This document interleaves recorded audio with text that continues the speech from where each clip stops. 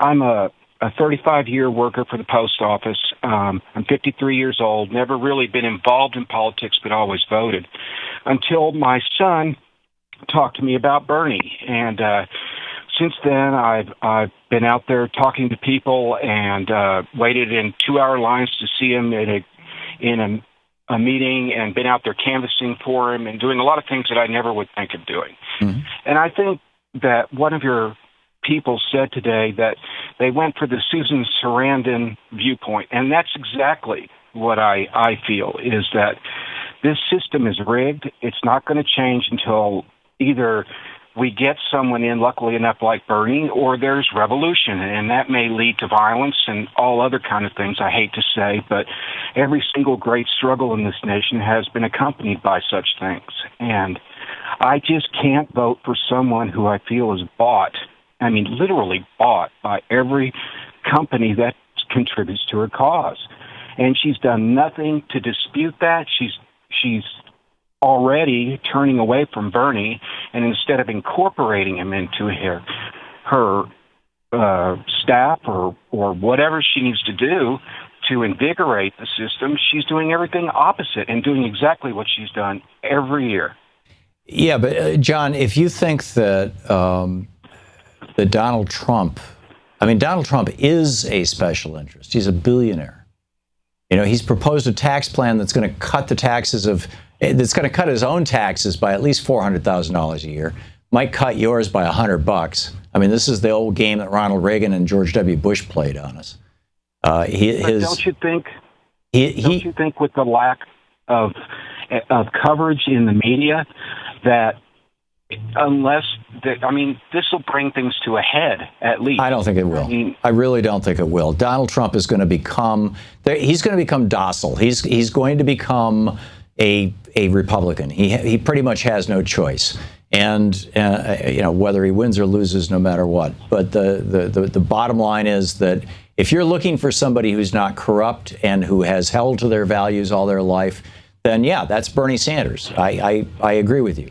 But if Bernie can't win the nomination, and that's no hit on Bernie or on you and me, it's just, hey, how it is. I mean, we could talk about the dynamics. I think the media has, frankly, most of the responsibility with regard to this, the corporate media, but that's a whole nother conversation. If Bernie can't get the nomination and it's between Hillary or Donald Trump, Donald Trump is toxic. Hillary may be, part of the Democratic machine, but the Democratic machine isn't itself, poisonous. It's not as progressive as we would like, but it's not even like the Republican machine, which is committed to tearing down the middle class in America and elevating the top 1%. I mean, John, my theory about the Bernie or bust, I said this earlier, and let me just reality check it with you, is that probably about half, I don't know what the percentages are, frankly, but part of the Bernie or bust movement is the same folks as who in 2008, the Hillary voters who told the exit pollers, and it was 54% of them, told exit pollers that they would never vote for Barack Obama in the general election. They were just over it. It had been too harsh. Primary, forget it. Not going to vote for the guy. He's not qualified, whatever. And, eventually most of them probably ended up voting for him. But I think that also about half of voters just never even vote. They don't participate in politics. They don't pay attention to politics. And every now and then something comes along that causes them to pay attention and causes them to vote. I think Ross Perot did in '92. I think Bernie is right now. And those are folks who, if Bernie were the nominee, would substantially expand the base of the Democratic Party. But if Bernie's not the nominee, you're going to have the same Democratic Party you had 4 years ago and 8 years ago, which is fully capable of electing a Democrat as president. Do you fall into one of those two categories? I think it's different this year, because I agree, Obama represented hope and change, but Hillary definitely does not, and she's not inspirational, and that's in fact why Obama partly won, I feel, is because Hillary was winning against him.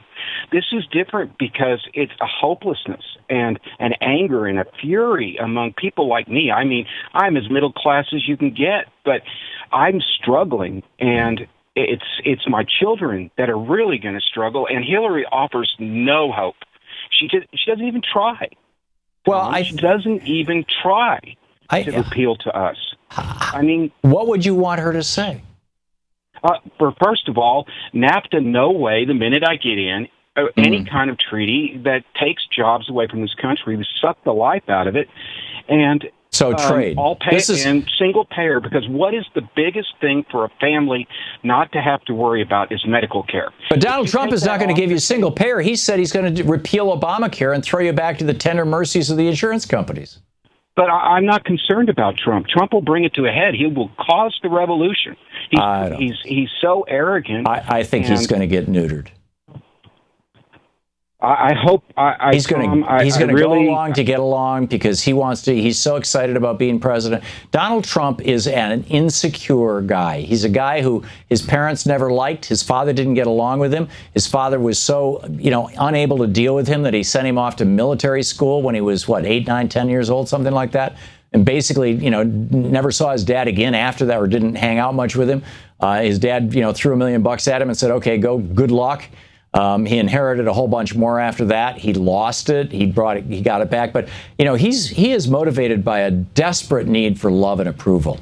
And if he becomes... It's his supporters, Tom. His supporters will cause the fury at what they're going to endure under him when he goes against what they're voting for. And it's just...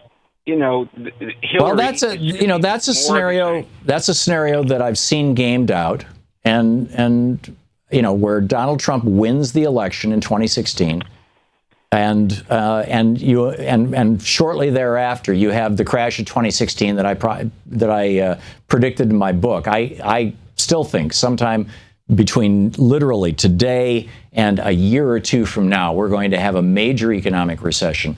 And if that were to happen with Donald Trump as president, it's entirely possible that he would be viewed as the Herbert Hoover. He would be this generation's Herbert Hoover. And for the next 2 generations, you would not have another Republican elected. Keep in mind, outside of that 2 years during Harry Truman's presidency, the Republicans did not hold the House of Representatives from 1932 until the middle of Bill Clinton's presidency.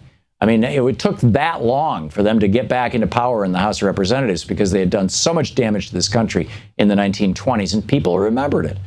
And that could happen again under that scenario. But I'm just, having a Republican put people on the Supreme Court, on the FCC, on the FTC, on all these agencies, this just seems to me so dangerous. So dangerous, John. Two last points, Tom, and I'll let you go. Number one is, how will things be different under Hillary? Nothing will get done. The same old thing. 4 to 8 more years of absolutely nothing happening for the regular people of this country. Well, no, wait a minute, John. What you're saying, the subtext of what you're saying is the Republicans control all the cards and we should just roll over and die.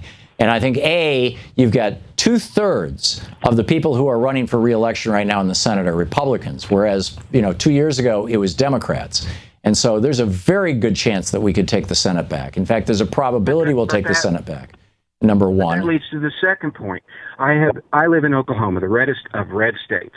Right. I have never seen such activity on the part of a person. And it's not just me. It's not just my kids. It is a lot of suppressed Democrats who gave up hope a long time ago and are back again because he's preaching exactly what I thought the Democratic Party stood for: equality, justice, people not being thrown in jail on minimums, all those things that happen to regular people. They see their... Well, those are Hillary's positions too, John. She's opposed to minimum mandatory sentencing. She wants to repudiate her husband's 94 project, all that criminal justice stuff. I mean, maybe she's not saying that, Tom. I'm not just saying that. It's on her website. No, not you, Tom. Not you. Is she just saying it? Oh, I don't think so. I don't think so, because Hillary Clinton, if nothing else, is a politician. And one of the things that a politician does that, frankly, I want a politician to do is occasionally lick their finger and put it to the wind and find out which direction the country is going. Because right now, the direction that the country is going, like a friggin' freight train, is change our trade deals, solidify and expand our social safety net, undo the damage that was done to our social safety net by Bill Clinton, ending welfare. Actually, it was Newt Gingrich was the architect of all that, ending welfare as we know it, and bring our country back, and let's go with a healthcare system that doesn't have banksters in the middle like the Affordable Care Act does right now. Now, Hillary's way to get that, and she said this out loud, is let's put a public option in the Affordable Care Act. So many people will buy that public option. The public option, of course, is Medicare at any age. And that over time, and that time might only be a decade, you see that transition from a corporate health, a bankster-driven health insurance system to a government one, to a single-payer system. And, it's not the way that I would do it, but I think that there's a strong argument to be made for it. John, I'm not arguing for Hillary here. I'm saying, please don't vote for Donald Trump.